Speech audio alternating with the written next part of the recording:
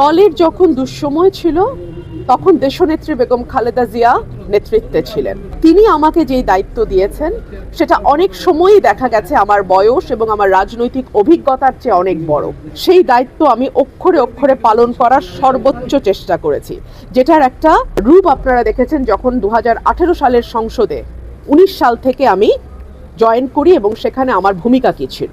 দল যখন 22 সালের ডিসেম্বরে আমাকে পদত্যাগ করতে বলে আমি এক মুহূর্ত চিন্তা করি নাই। যখন বলেছে, যেদিন বলেছে তখনই আমি সেই মুহূর্তে পদত্যাগ করেছি।